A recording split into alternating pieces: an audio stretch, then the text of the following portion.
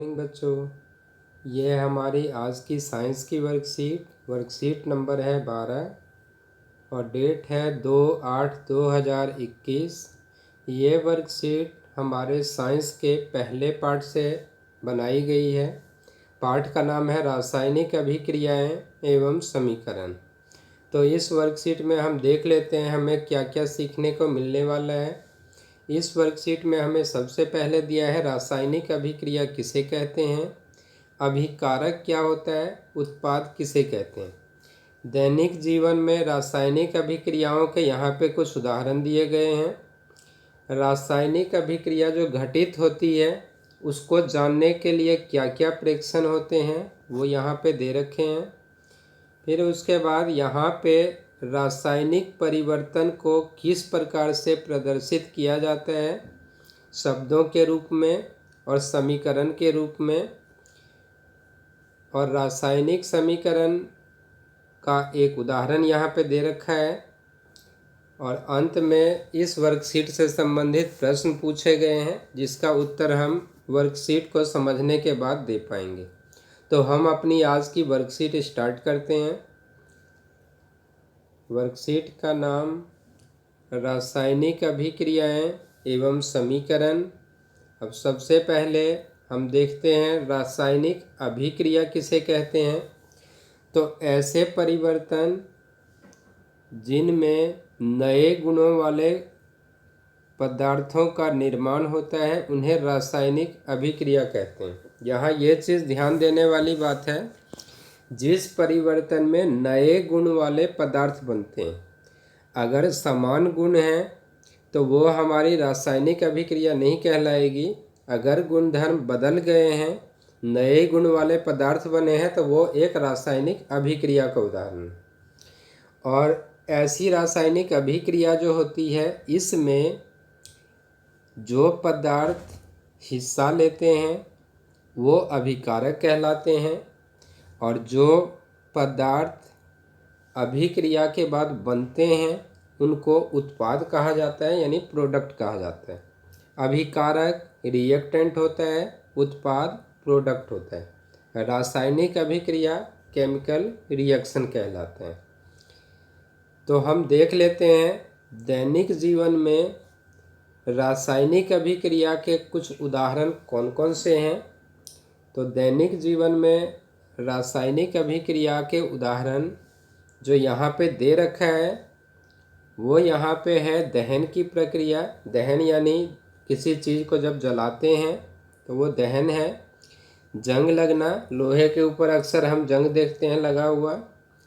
पाचन की प्रक्रिया होती है। प्रकाश संश्लेषण है।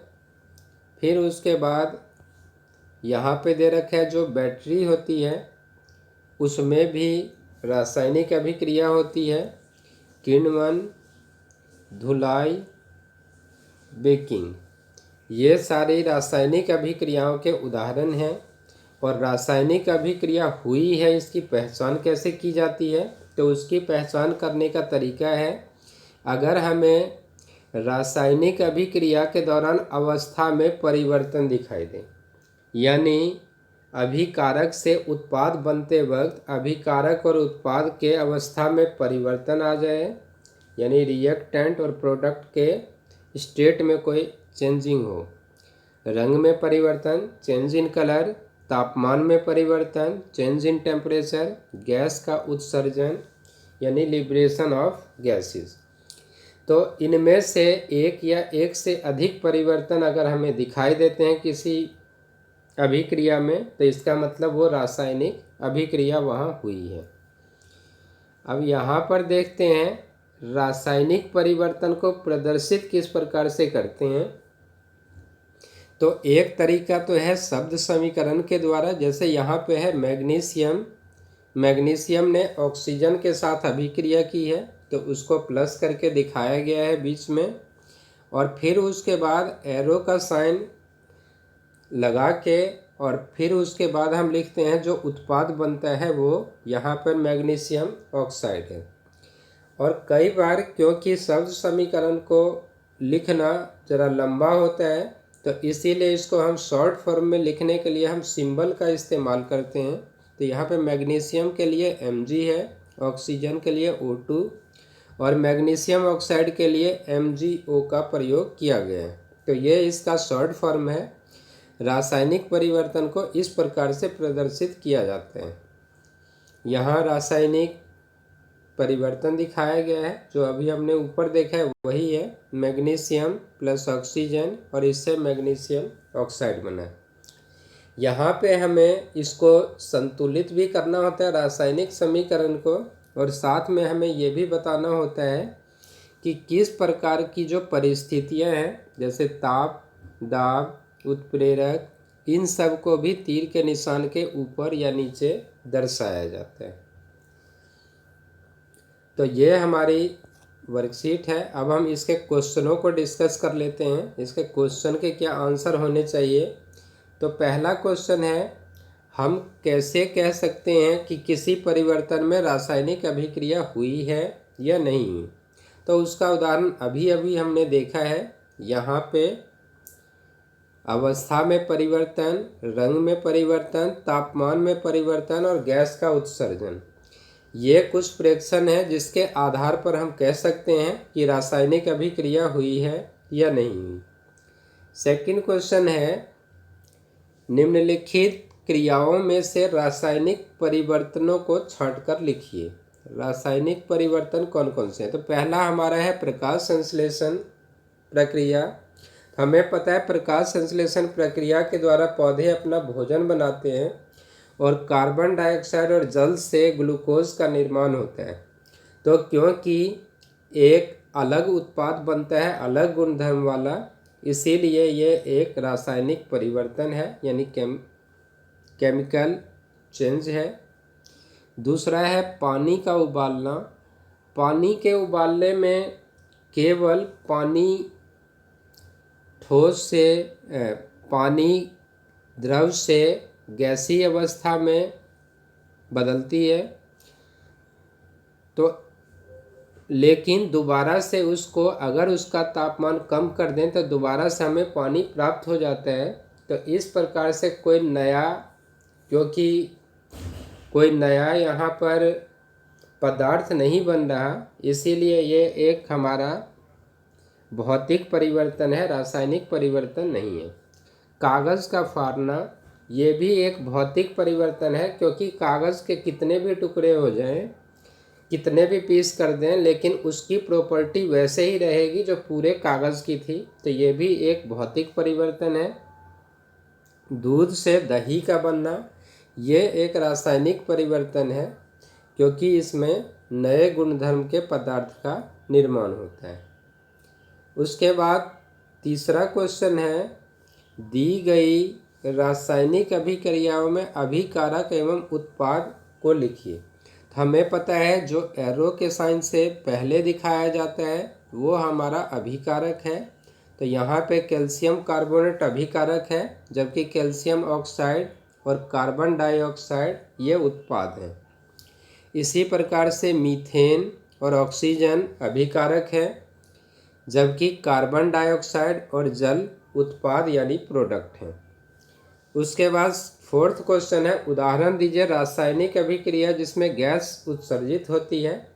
तो जो भी दहन की प्रक्रिया होती है उसमें गैस उत्सर्जित होती है, जैसे कि कार्बन प्लस ऑक्सीजन से कार्बन डाइऑक्साइड गैस बाहर निकलती है। तो ये एक ऐसी रासायनिक अभिक्रिया है जिसमें गैस निकलती है। दूसरा है रासायनिक अभिक्रिया जिसमें किसी पदार्थ के रंग में परिवर्तन होता है। रासायनिक अभिक्रिया जिसमें किसी पदार्थ के रंग में परिवर्तन होता है, तो हमारी एक प्रक्रिया होती है जो कि लेड नाइट्रेट PbNO3 ट्वाइस और Ki यानी पोटेशियम आयोडाइड के बीच में जब अभिक्रिया होती है तो लेड आयोडाइड बनता है PbI2 और साथ में पोटेशियम नाइट्रेट KNO3 बनता है।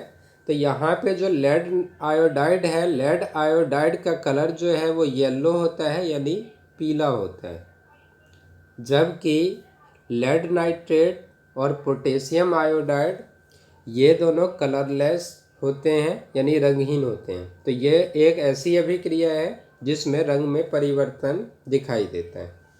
तीसरा है हमारा रासायनिक अभिक्रिया, जिसमें तापमान में परिवर्तन होता है। तो तापमान में परिवर्तन का हमारा जो उदाहरण है वो है हमारा कैल्शियम ऑक्साइड, यानी जो बिना बुझा हुआ चूना होता है, उसके साथ जल की जब अभिक्रिया होती है, यानी जल मिलाया जाता है, तो हमारा कैल्शियम हाइड्रोक्साइड बनता है। और इस प्रक्रिया में ऊष्मा बाहर निकलती है, क्योंकि जो कंटेनर होता है वो गर्म हो जाता है जिसमें यह अभिक्रिया होती है। तो ये एक ऐसी अभिक्रिया है जिसमें तापमान में परिवर्तन दिखाई देता है। उसके बाद 5th क्वेश्चन है, अंजलि की मम्मी गर्मी में गूंधा आटा फ्रिज के बाहर रखकर भूल गई। सुबह देखने पर आटे में कुछ परिवर्तन दिखाई दिया। तो ये परिवर्तन कैसा है, भौतिक या रासायनिक? तो यह एक रासायनिक परिवर्तन होगा, क्योंकि इस प्रक्रिया में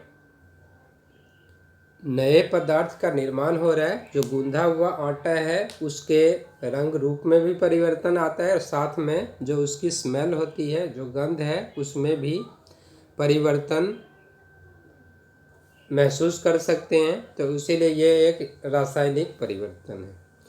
तो इस प्रकार से ये वर्कशीट हमने समझ ली है, और प्रश्नों के उत्तर को भी हमने डिस्कस कर लिया है।